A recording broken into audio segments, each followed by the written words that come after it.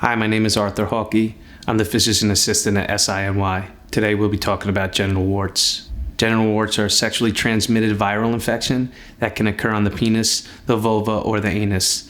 They're caused by the human papillomavirus, also known as HPV, of which there are several hundred variations. However, there are a limited number of HPV strains, which are quite common, and these, unfortunately, can lead to cervical cancer in women and squamous cell carcinoma of the anus in men. Studies have shown that 85% of all anal cancers are associated with the HPV virus. If brought to medical attention early, genital warts are easily treated in a number of ways. In our office, we offer several treatments depending on the size and the severity of the cancer.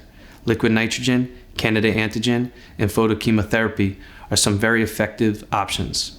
Our office is one of the only few dermatologic practice in the greater New York area that provides anoscopy, whereby a very small, thin instrument is placed in the anus to visualize the tissue and see if warts have progressed intraanally, as this would be a matter of serious concern. If treated early, the cancer will not spread and recovery is uneventful.